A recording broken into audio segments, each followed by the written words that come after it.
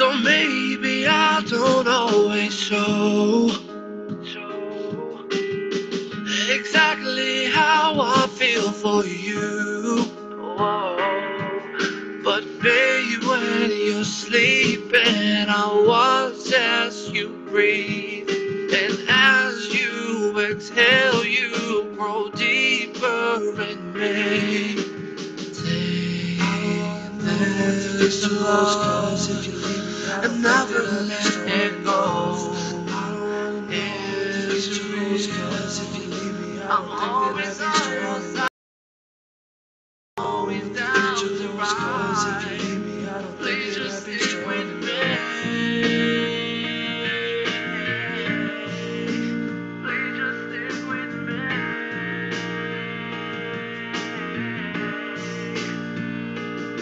Life is way too fast, gotta make this last. I am always here for you.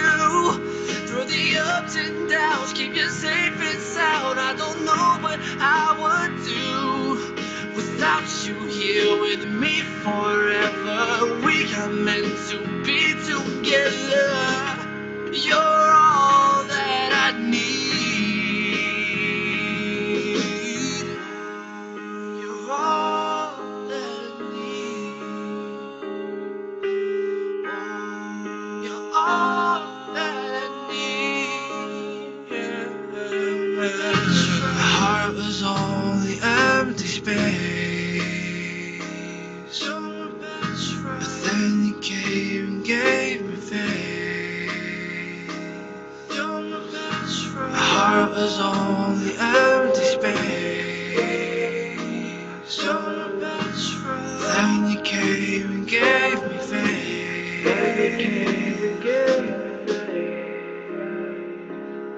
Life is way too fast, gotta make this last. I am always here for you.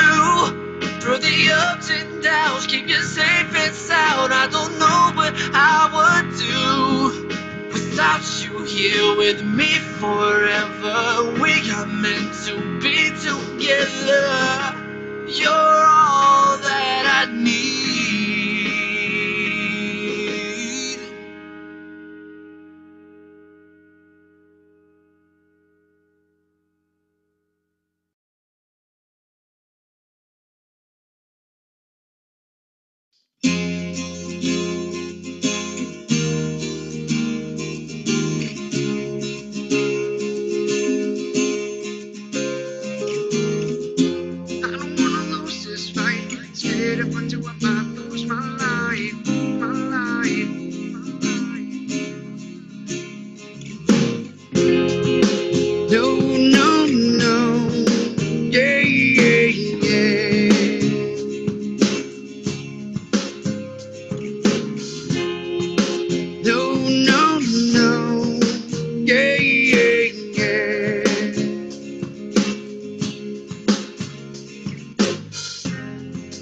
Things never be the same. My whole life has changed. Put away these childish games, living out my wildest dreams. Everything I've ever known, all the things I've ever owned are gone, now I'm all alone. But I promise I'll make it home. Take a trip around these stars. Don't know how I got this far. Must have had a change of heart. Now it's off to a brand new start. And I promise this time around, I promise this time around, I'ma make it out this town. And I'm never looking back now, no. You can never take my soul, even when I'm broken, it's freezing cold. No, I'ma make it out this hole, and I'ma keep fighting till I grow old. No, I don't wanna lose this fight. Scared if I do I might lose my life. No, I don't lose a sleep all night. So tell me everything's gonna be alright. No, no, no, no, yeah, yeah, yeah.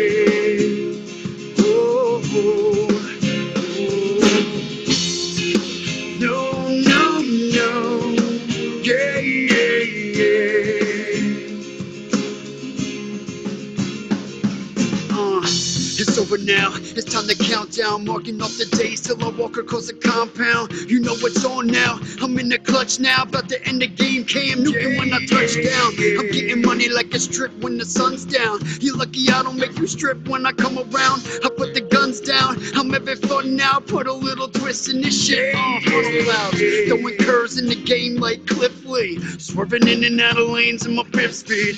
Had to slow it down, everyone missed me. Now the white boys back on top like the whiskey. I think I'm dreaming, I don't want no one to pinch me. Smart girls, pretty brain, Lewinsky. I paint a picture of a face like Da Vinci. Coast to the safe cause I'm too damn convincing. You can never take my soul, even when I'm broken, it's freezing cold. No, I'ma make it out this hole, and I'ma keep fighting till I grow old. No, I don't wanna lose this fight. Scared if I do, I might lose my life. No, tired of losing sleep all night. So tell me everything's gonna be alright. No, no, no, no. Yeah, yeah, yeah. Oh, oh. No, no, no, yeah, yeah, yeah.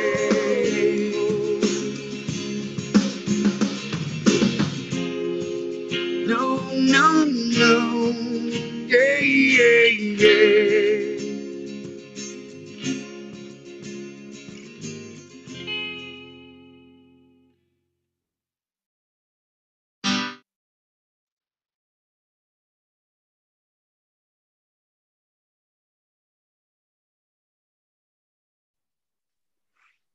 Hi, everybody. Thank you all for coming. I would like to now pass on the word to Santina Duranco for a welcome. Thanks, Ernie. So good evening, everyone. My name is Santina Duranco. I'm the health educator with the Fairfield Health Department. I'm also a member of Fairfield CARES. I really appreciate all of you being here tonight with us, whether you're on Zoom with us or seeing this live on Facebook or Instagram or at a later date, because we are recording this. An overdose can occur with a number of different substances and to anyone regardless of age, gender, and socioeconomic status. This evening, we want to remember those we've lost both personally and in our community to an overdose, but this is also a time to act and prevent other potential overdoses. So to give you some statistics, in 2019 in Connecticut, there were over 1,200 accidental drug overdoses. And from January 2020 to June 2020, there were 666 overdoses in the state. And since the beginning of the year, we've identified about 22 Fairfield residents who had emergency department visits for suspected opioid overdoses. This is the time to become familiar with resources available in our community and know how we can prevent potential overdoses. We urge all of our community members to be sure that they are properly disposing of unused and old medications. So some of the best ways you can do that is our police department has a medication lock drop box where someone can go 24 hours a day, 7 days a week, no questions asked, and dispose of old medications. At the health department, we actually have, with Fairfield CARES, these medication disposal bags. And so you can just add some water, put your medication in there, shake it up, and you can actually dispose of these in your trash can. And we actually also have medication lock boxes. These are completely free to pick up at the health department. We do ask that you give us a call ahead of time so we can get something ready for you, but you can come and pick them up at our public health nursing office on Mona Terrace. So with that, I'd like to turn it over to our police department, Mike Stahl, to give some remarks. I think I was going to be that quick in the presentation, but thank you guys for having me.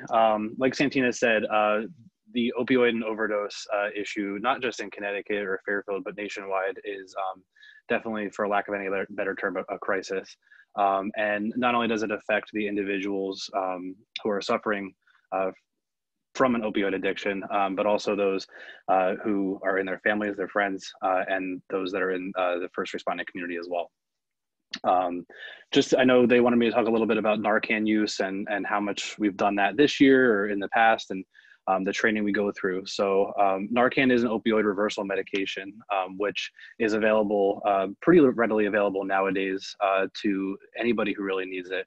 I know Fairfield CARES is a huge proponent of the Narcan training, and they provide it quite often. I know we share that on our Facebook page and social media as well every time they provide a training class. And if anybody is in need of that type of medication, it's something that this organization is, as far as I'm aware, is able to put you into contact with the right people. Every one of our police vehicles, our patrol officers, is equipped with 2 doses of Narcan, the fire department as well. This year so far, between the police department and the fire department, we've actually used 14 doses, a minimum of 14 doses on 14 individual patients. That does not include those that are used by AMR, the ambulance, or a family member prior to our arrival. So that's just a fire department and police department statistic. In comparison to last year, that number was a little over 28. So it's actually on par for 2019. So there's no significant increase, but yet no reduction as well. Responding to a situation like this, or a situation where an individual has overdosed, is quite hectic and emotional for all involved. Recognizing the symptoms of someone who has overdosed is quite important. But at the same time, the use of Narcan, there are no contraindications of it. There's nothing known that is going to come of harm to the patient should you use it if it wasn't in fact an overdose. So we do, in public trainings as well as to our police officers, tell them to err on the side of caution if there's any chance of it being an overdose of some sort, to use the Narcan if it's available. Again, going through that as a family member or even as the individual, I can't personally speak to that, but I know Santina asked me to speak to a situation where, or any situation where we have used it and how it affects us. And thinking back on times I've used Narcan or seen it used or responded to an overdose, time and time again, the same situation or the same incident actually comes to mind. And that was when we actually responded to a call where an individual was found unresponsive. Turned out it was an overdose. Narcan was administered. Unfortunately, the individual did not survive. That for me wasn't the hardest part. The hardest part for me was telling the family. And even to this day, I'll get a little emotional about it, because it actually turned out that there was a little bit of a connection between me, my wife, and the individual's wife who had passed. And again, it just kind of sticks in my mind, and that's why I really willingly came on today when Santina asked us to, is because this is a crisis that not just affects the individuals that are going through it, but the family, the friends, and all those who are exposed to it. And the more awareness and the more help that we can get out there, the better this is going to be in the long run, and hopefully the quicker we start to see these numbers go down. I know I took a brief look at the Connecticut statistics, and they're pretty much on par, if not actually a little bit above last year. The biggest issue this year so far, which was also last year as well, is the introduction to fentanyl, and along with other opioids. So that's even another risk to first responders as well. And that's not something that an individual is knowingly exposed to. So I don't know, Santina, I was just trying to go off a whim here to kind of give you a little bit about everything, I guess. So if there's anything you want me to add, please let me know, and I'll definitely willingly do that. Any questions that anybody has? No, that's perfect. Thanks, Mike. Mm-hmm. And we just want to thank everything that the first responders are doing during this time. And I know, speaking with you and some fire department, there's no judgments by any of our first responders in town. No, not at all. So that's great. I did also want to mention that if any point during this time someone needs someone to talk to, there are clinicians on with us So please, reach out to Bryony or myself, or, in the chat. You can also call 211. And also a reminder, hope everyone has a candle, because we will be lighting candles in a little bit. So Bryony, over to you. Yes, hello. Thanks so much for sharing that, Mike. It's really illustrating how overdose does affect everybody, and it lingers and stays with you. And so thank you for your candid testimony there. Yes, I'd also like to share that our Fairfield First Select Woman would have liked to be with us today, but she can't be here for family reasons. So we fully understand that as well. And I also would like to introduce our next speaker, who's going to share with us. And this is Margaret Watt. And I've gotten to know Margaret Watt as the Director of Prevention over at the Hub. But this July, she switched roles and went to Positive Directions. And we here at Fairfield CARES are very lucky that she's still, involved with Fairfield CARES, just in a different role. So she is now the Director of Prevention at Positive Directions, which oversees one of the grants that we work with. And at the Executive Director of the Southwest Regional Mental Health Board, and then as Co-Director of the Hub, she worked with a wide variety of stakeholders and initiatives to support the integration of mental health and substance use, and to improve prevention, treatment, and recovery. And obviously, as Fairfield CARES, we are in the prevention world, but nothing operates in a vacuum. So having an expert like Margaret, who has the full spectrum of experience to offer, I'm so very grateful. So Margaret, I'm going to turn it over to you. Thanks, Bryony. Hi, everyone. That was quite the introduction that I didn't expect. Thank you. So I want to start by just sharing my condolences with those of you here in this call who have been personally affected by the death of someone who has died. And I think probably all of us have known someone who has struggled with some type of addiction.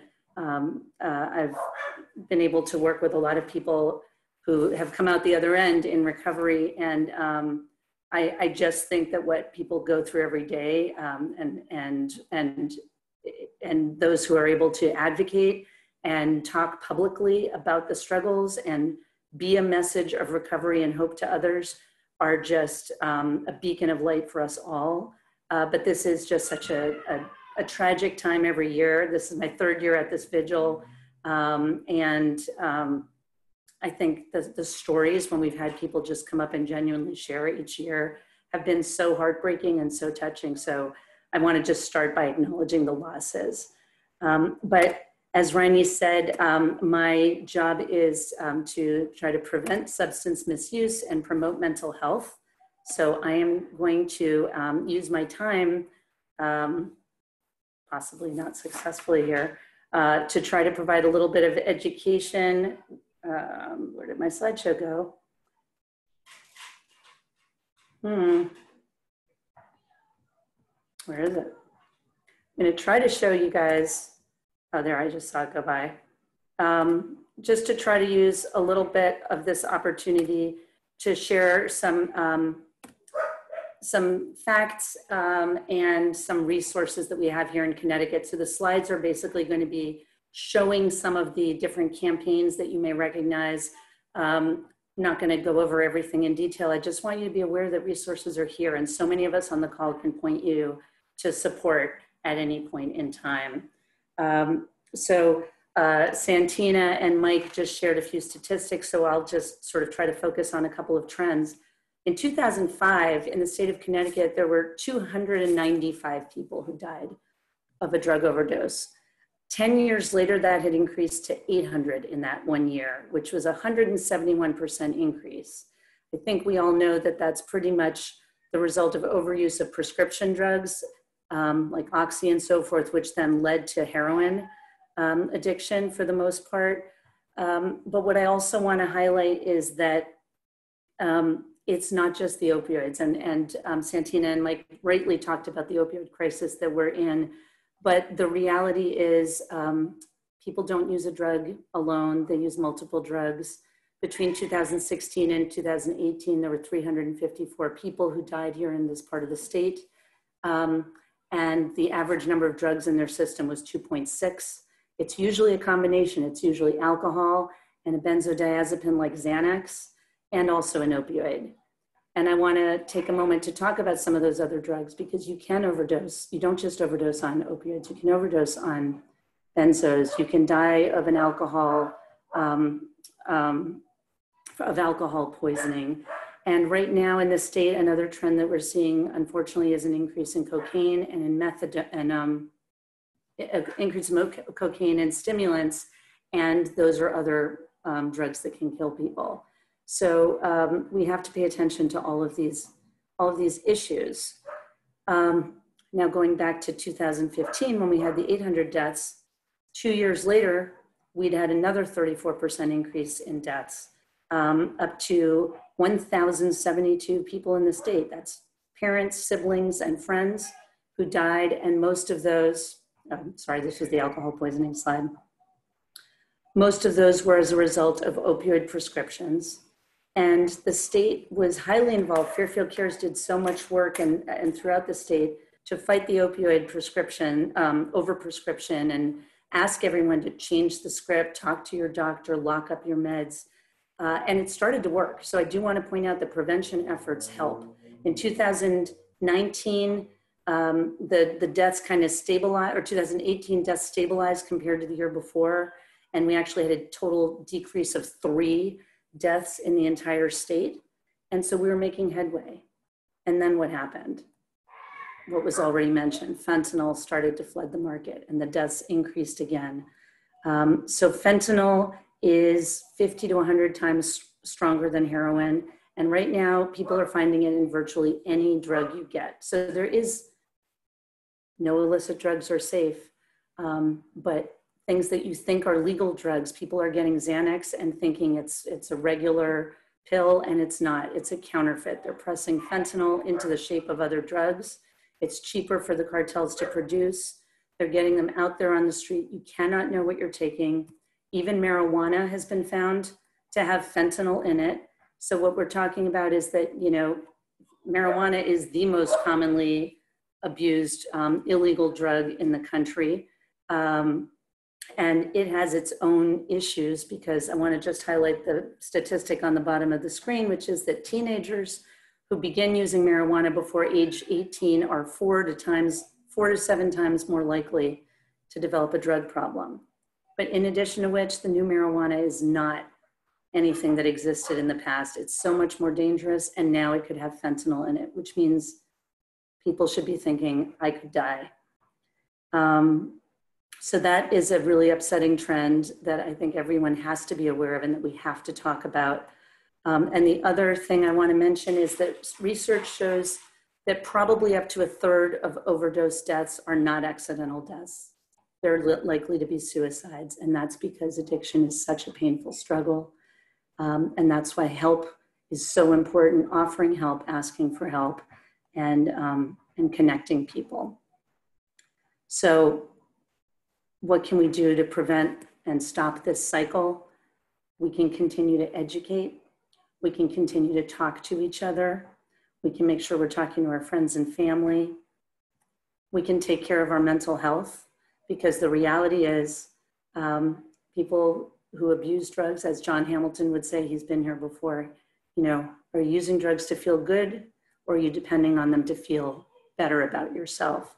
So the more we do to foster people's self-esteem, to provide positive socialization, help people get that natural high, help them develop hobbies, help them feel meaningful and important at any stage of life, retired, elementary school, all of those things are positive supports. Especially now during COVID, when people are more isolated, more depressed, more indoors, not socializing, we have to pay attention to these things. I saw a report this month from the University of Baltimore that looked at what's happened with overdoses since COVID began. And it looks like there was an 18% increase in overdose deaths between March and May compared to January through March. We have to lock up our medications. because our kids, our neighbors, our babysitters, anyone can abuse drugs that are accessible. We also have to lock up our alcohol cabinets, our liquor cabinets for the same reason. And we have to dispose of unused drugs and not hold on to them thinking that, won't it be convenient if some other time I just need something extra to sleep that night. There are appropriate ways. There are things you can throw out. There are things you can't throw out. You can take them to any police department in the area. You can dispose of drugs by mixing them with kitty litter or coffee grounds before you get rid of them. We can get you all this information. And I think we all have disposal bags to give away. And most importantly, treatment can be effective. It's tough, but there's therapy. Medication-assisted treatment is the most effective way to treat an opioid use disorder. I want to make sure everyone knows about the Live Loud website, which is the state's one-stop shop for everything related to opioid use and treatment. And I also just want to highlight all the resources that are right here in the Fairfield area. You've got Fairfield Counseling, you've got Recovery Network of Programs next door, you've got WANIC, you've got us at Positive Directions, we have counseling and actually medication-assisted treatment as well. And we all should know how to use Narcan, and we should be carrying Narcan. You can get it through Fairfield CARES, through the hub in multiple ways. Get trained, just ask us if you need it. And you can get it at the drugstores. But most importantly of all is support. And there are multiple ways. One is, if you need help, speak up. Ask anyone, say that you're struggling. But also all of us need to reach out to others, because sometimes asking for help is the hardest thing to do. I also want to point out that one of the great, tremendous resources in Connecticut is recovery coaches. You may recognize Carol here on the poster. She's a certified recovery coach professional, a smart recovery facilitator. She works with the Reach Out Project. She does so much. She's part of CCAR. She's one of many, many recovery coaches who are people who have walked that walk, and they more than anyone can help someone who's struggling with addiction to understand, to see the light. There's Live Loud has a family page, because families need their own support and education and mental health support as much as the individual with the addiction. And then I want to highlight all these tremendous resources that are right here in our area. And please ask me if you aren't aware of any of these. The Courage to Speak Foundation, which is out of Norwalk. I want to give a shout out to Ginger Katz, whose son Ian passed away from a heroin overdose more than 20 years ago. And at that time, the police and the schools told her to tell everyone that it was a heart attack and don't talk about it. And she was one of the foremost people to say, if I don't talk, if I'm not open about what happened to Ian, then I'm not part of the solution for others. So she started the Courage to Speak Foundation. The CARES group has support groups for families and individuals dealing with an opioid addiction. CCAR has groups in Bridgeport. 12-step programs are there. And I think a lot of you know about Glorious Recovery, which started in Trumbull and which is a wonderful resource for people to actually go public with their recovery and celebrate together, because we know that social supports are one of the best supports and ways to save lives that's out there. So that's what I wanted to talk about. And if you have any questions, please just ask or put something in the chat. Thank you. Thank you so much, Margaret. That was so informative and so important to know. And I put in the chat a few links. I'll add some more later. I wanted to point out norasaves.com is a link you can put on your phone, and it kind of helps you how to administer Narcan, how to find empty beds if you have a person who is willing to go into treatment. And it's not an app, but it's a link you can put on your home screen. And so it's immensely helpful. I'd like to point that out. And at this point, I would like to welcome Wally and Nikki Badeau to the vigil tonight. And like Ginger, whose son is almost 24 years dead on September 10th, I believe.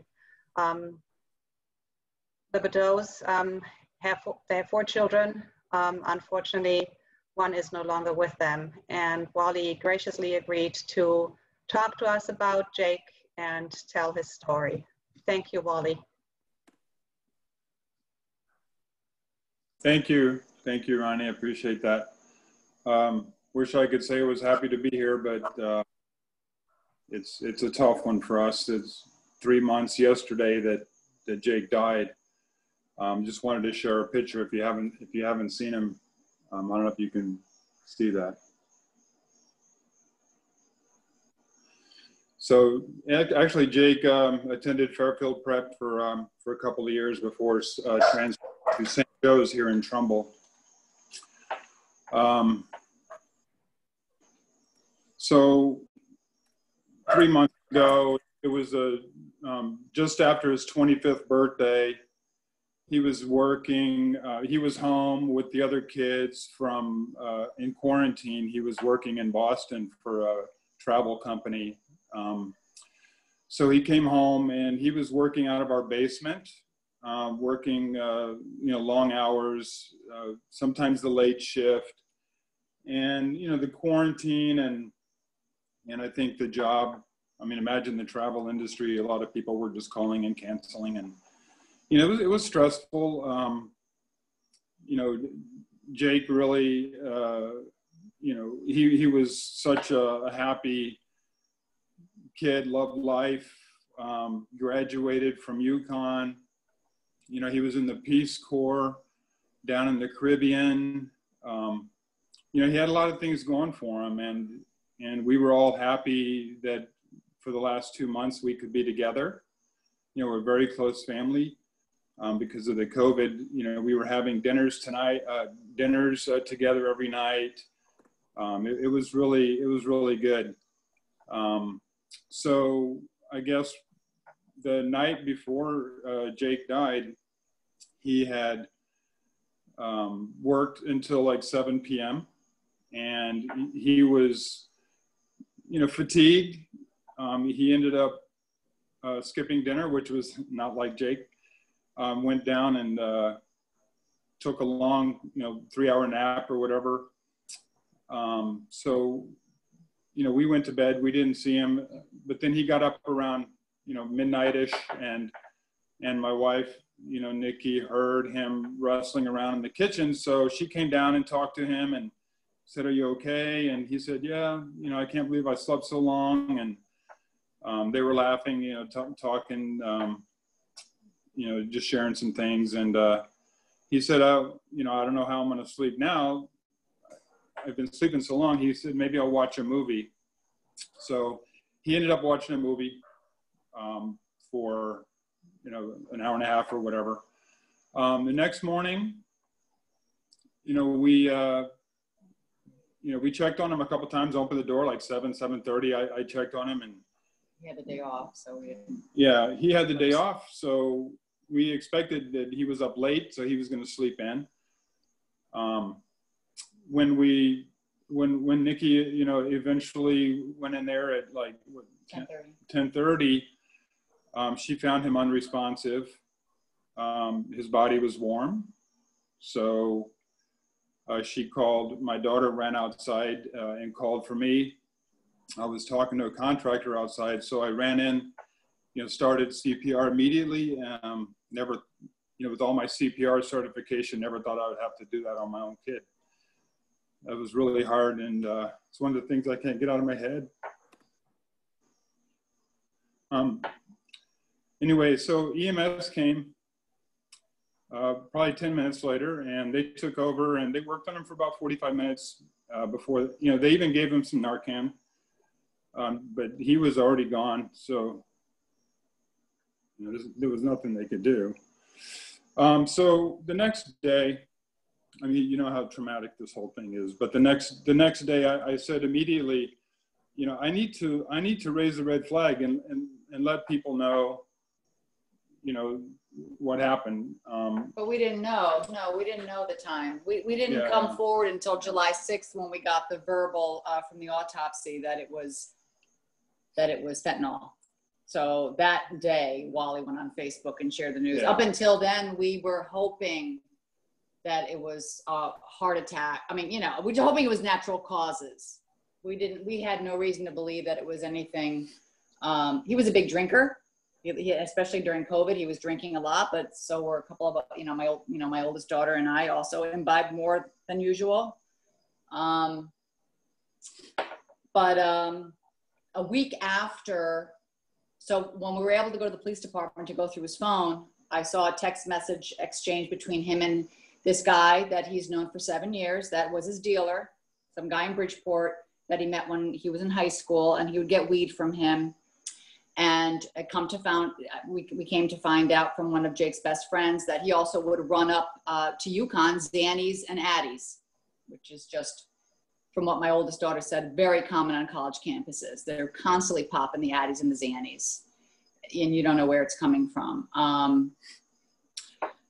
Every week I was calling the medical examiners. Do you have the results? Do you have the results? We just could not wait to hear exactly what it was that caused his death. And when she read those words, because she was willing to read it over the phone, thankfully, and rather than us waiting for the hard copy. And she said, acute intoxication from fentanyl. My jaw, dropped. It was the F word I didn't want to hear, but it was on the back of my mind because, because we just knew that was that. But that's all he had in his system, no alcohol. He had a quarter Xanax in his system and enough, enough fentanyl to kill him. Yeah, when we saw that he had gotten Xanax and he was such a big drinker, I thought, because I had heard that there have been overdoses from the combination of alcohol and Xanax. I thought, oh my God, Jake, what did you do? That had to have been it. I was convinced it was the booze and the Xanax. But the autopsy report revealed he had no alcohol in his system. He had the amount, I spoke to the doctor who did the autopsy, and he said he had the minimal amount that he sees in autopsies with Xanax. It was a quarter. It was, and when we found the pills a couple weeks later in his room, and the police didn't even find it, but I kept looking and I found his stash. They were bars, and he broke them up into quarters, that's what it was. It was a quarter of a Xanax. Quarter of a Xanax with enough fentanyl to take his life. It was 7. It was 7 ng/ml, which apparently is like the range goes from 7 to the high 20s. So it was just enough to kill him. It's because he didn't do opioids, so he had a low tolerance. So that 7, the little specks of fentanyl, took his life. And, he took it hoping to get a good night's sleep because he had the day off the next day, and he was probably looking forward to having a good workout in, maybe going for a run, maybe getting some sun because, all the kids were laying out, trying, getting a tan. The weather was getting nicer. And he just did not think that, he was taking this pill and that he wasn't going to wake up. He was killed. He was poisoned. So, so where we are now, we wrote a story just to help raise awareness, and I sent it to some local editors, and it ended up on the front page of the Connecticut Post on a Sunday. The following Thursday, it was on the front page of the Trumbull Times. We just wanted to do a letter to the editor. We wanted it, we drafted a letter because I knew August was coming. I knew parents. Oh yeah, I knew parents were going to be sending their kids to school. And so we wanted to raise awareness, and then the editor called us and said, hey, we want to do this feature. We want to feature your letter and do a story. So. Yeah, we're not the type to sit back. We don't want this to happen to anybody else. I posted on LinkedIn, and within 48 hours, there was over 110,000 views with hundreds of comments, and everybody basically promising to have that conversation with their kids and roommates. And it really made us feel good to get that much of a reach, on LinkedIn. But because we had never heard, I had no idea that Xanax would have fentanyl in it. Yeah. And, right. You know, we Googled, and then we heard stories on the West Coast, 2015, 2017. And I'm like, why have this news has not made the East Coast in the New York area? Why have we not heard of this? Because maybe if Jake had heard of it, or if we had, then we would have been like, you know, he would have thought twice, because I had told him I had an Ativan prescription that the doctor gave me when my mom passed away in 2015. You stressed, I'll give you an Ativan. I didn't even know what Ativan was, but I had that. And then I also told Jake, do you want to, do you want to go to the doctor, get some medication? Do you want to try therapy? Nah, you know, a couple of my friends have tried to get me therapy. And I'm like, well, I'm here. I'm your mom. Talk to me. You know, I love you. And he, you know, I think probably at that point when I had that talk with him, he had already met up with his dealer. And he had them, and he probably thought, oh, you know, I've got my Xanax now, and that'll you know, that'll help me get through this anxiety patch. So, but that's the problem, is that, you know, these kids are just, and adults, I mean, it's easier for them to just get street Xanax or street drugs. And we've also been in touch with an organization you may have heard of, safemedicine.org. Partnership for Safe Medicines. Safemedicines.org, I think, is it? That's the website, yeah. And they're doing a story on Jake, and we're going to get more involved with them down the road. I thought it was a great opportunity with to speak with you guys tonight too, because you know, like I said, we're on board with doing whatever we can to raise awareness and educating other parents or other young adults, because, you know, like Nikki said, they're all going back to college now. What are they doing? 28% of college students are getting their pills from friends. Or these dealers. Or dealers. Yeah. Not from prescription. Yeah. So I don't know, that's anything else to add? Or? No, that's it. And we really are, you know, we've been learning more and more about the whole fentanyl crisis and how it's coming into the country, and, you know, the illegal pill presses. And I was naive. I thought that, you know, when my kids would be doing, you know, because I remember creeping on my son Jake's phone when he was a sophomore at UConn, and when I saw Xannies and Addies, and I just assumed, oh, people are going into their parents' medicine cabinet, you know, or they have their own prescription and they're selling them, which was horrible. But I did not know there was such a thing as counterfeit Xanax or fake you know. So yeah. Thank you both so very much for sharing your story. I really cannot tell you how much I admire you for helping to break the stigma, because just like you said, so many people, unless they're unfortunately in the club that nobody wants to be in, have any idea. And unless you're working in the field, you have no reason to look for the information. But it's so important to share. So I really cannot thank you enough. Margaret, would you like to say something? Oh, no, I'm overwhelmed by your story. I'm just so very, very sad about your loss. But you are amazing that 3 months out, you're being so vocal. And I think you are right. People don't know enough about the counterfeit drugs. And I think that's an area that we have to raise awareness about, because it's so much vaster than you can even anticipate until you start looking into it. And I have a very close friend here whose son died in his 5th week as a freshman at UConn a couple of years ago from a story that's virtually identical to your son's story.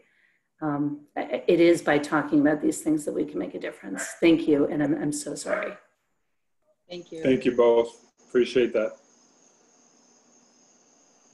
Yeah, I think at this time it's a good moment to pause for a minute and light our candles for Jake and for all those lives who were lost too soon to a reason that can be preventable and sometimes sneaks up on us.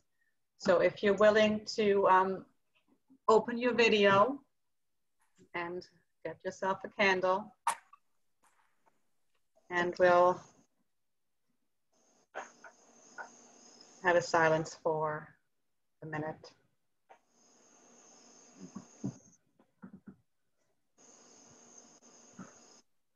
Turn the mic on a bit.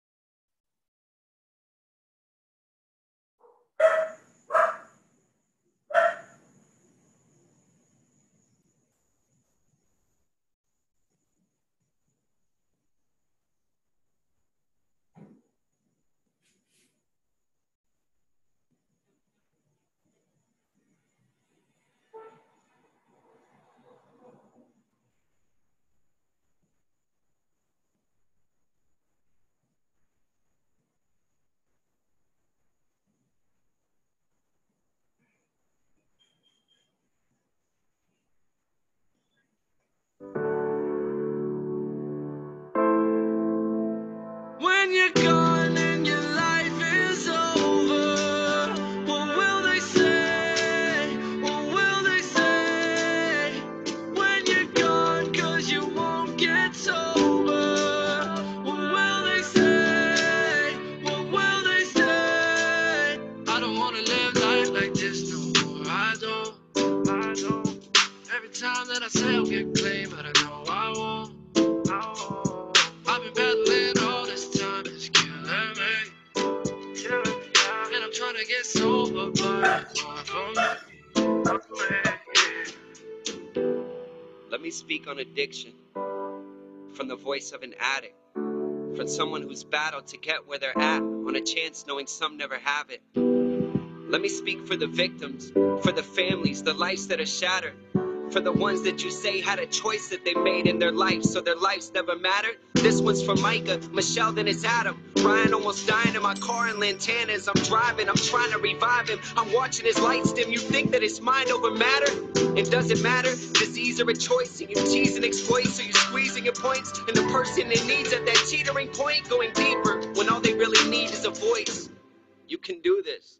When you're gone and your life is over, what will they say? What will they say? When you're gone, 'cause you won't get sober, what will they say? What will they say? I don't wanna live life like this no more. I don't. Every Every time that I say I'll get clean, but I know I won't.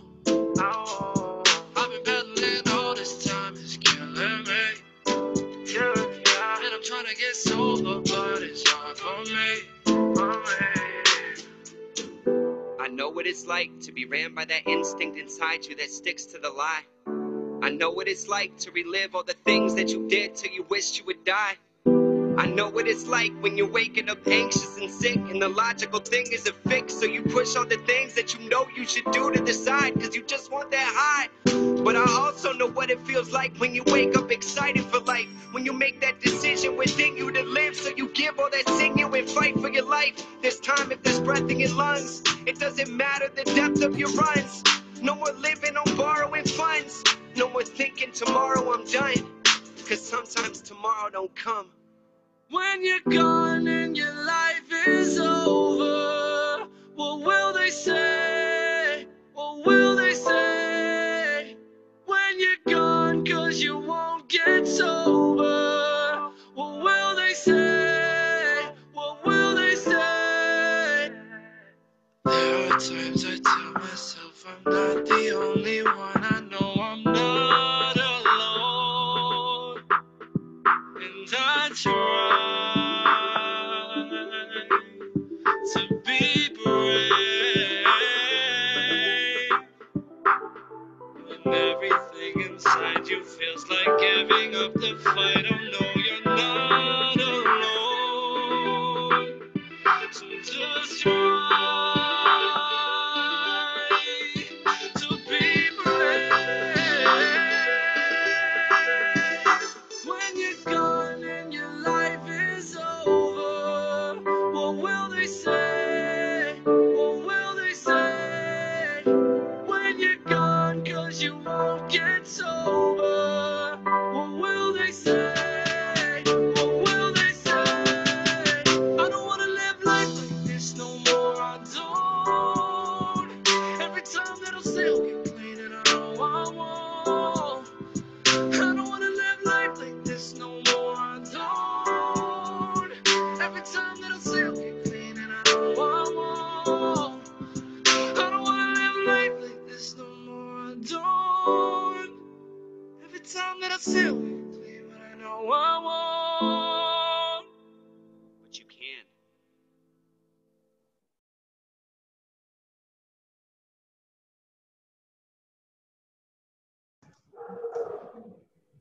Thank you, everybody, for listening to this song and for lighting your candle. Something that's been sticking with me for several years now is that we've mourned those we have lost and we fight like hell for the living. And this is what propels me forward in this fight and in this need to speak out. And if anybody is on this call right now who would like to share a story of their own, I think we're not that many. If you just want to unmute yourself, that's fine. I would be happy to hear your story as well.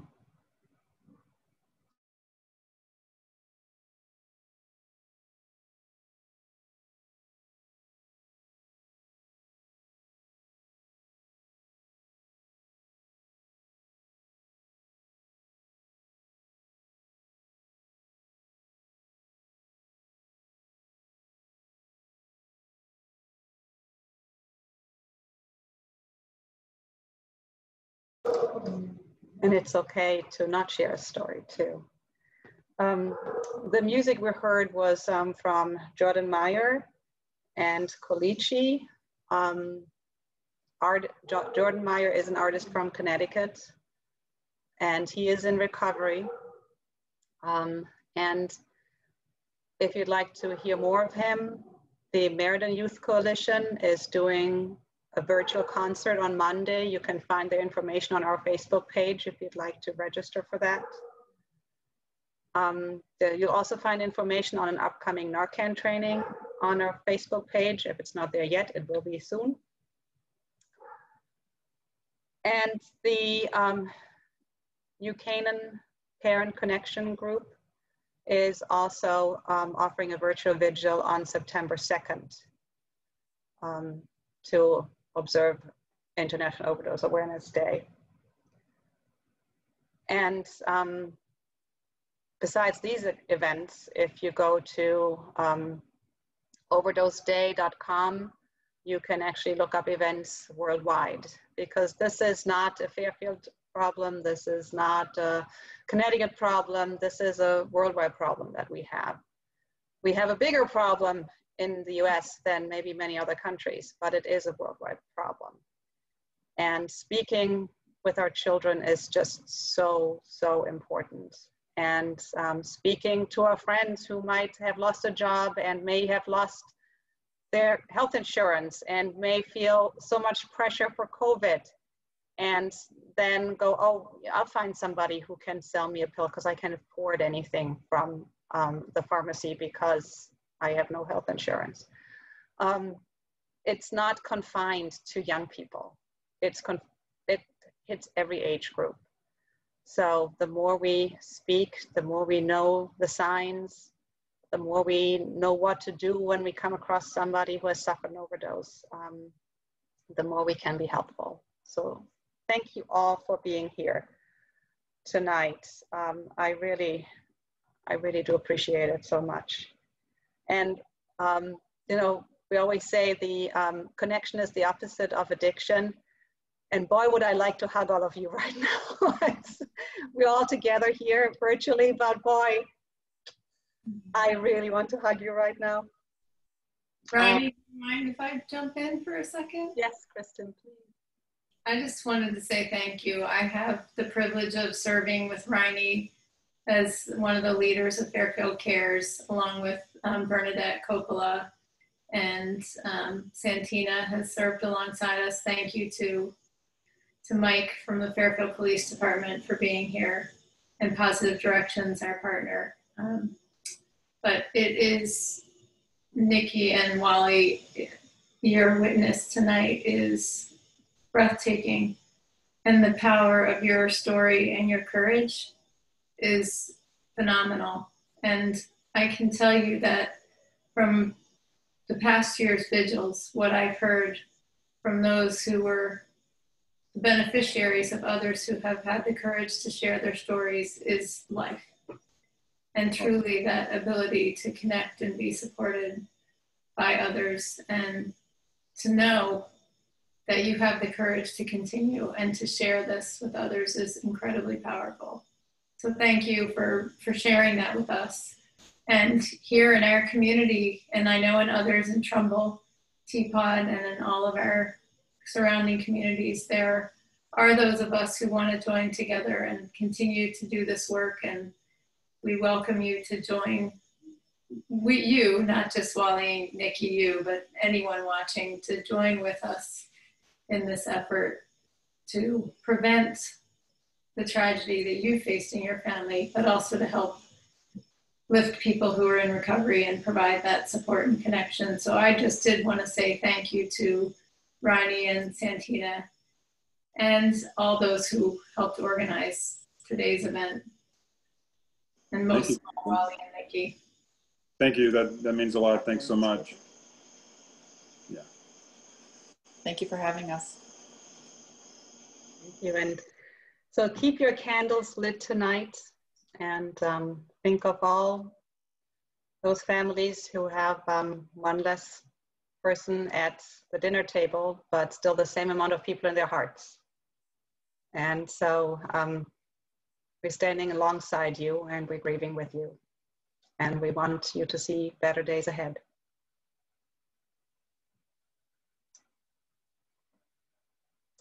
I'm going to play the video that I started out with again.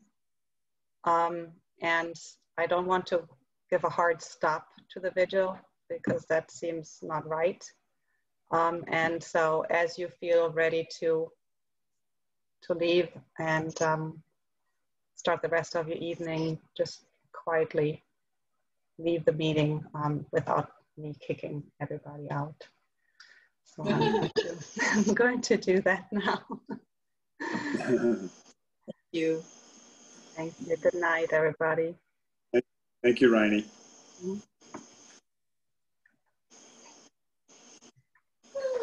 Sweet, sweet people. Just now I need to get it started.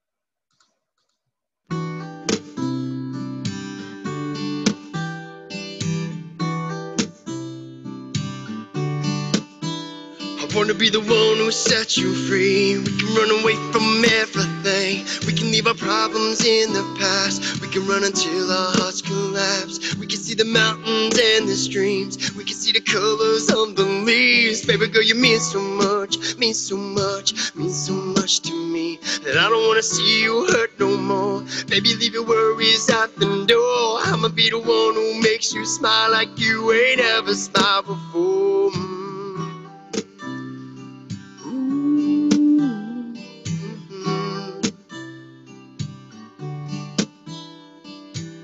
Life is short, take the risk. I was hooked from the very first time we kissed, yeah. We found a love we didn't know could exist, and I swear I'm never gonna let you out of my grips, nah. But it hurts when you're home alone. The only love that you're getting is a text on the phone. But I ain't trying to make it difficult, I'm trying to make it right. The only one that you need at the end of the night. And I just wish that you could see I ain't trying to fight, I just wanna be. I wanna be the one who sets you free. We can run away from everything. We can leave our problems in the past. We can run until our hearts collapse. We can see the mountains and the streams. We can see the colors on the leaves. Baby girl, you mean so much, mean so much, mean so much to me, that I don't wanna see you hurt no more. Baby, leave your worries at the door. I'ma be the one who makes you smile like you ain't ever smiled before.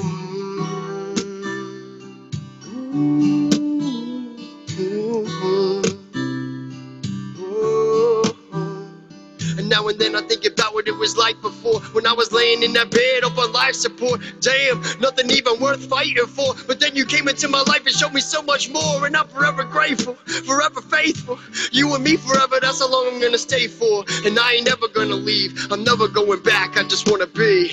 I wanna be the one who sets you free. We can run away from everything. We can leave our problems in the past. We can run until our hearts collapse. We can see the mountains and the streams. We can see the colors on the leaves. Baby girl, you mean so much, mean so much, mean so much to me, that I don't wanna see you hurt no more. Baby, leave your worries at the door. I'ma be the one who makes you smile like you ain't ever smiled before.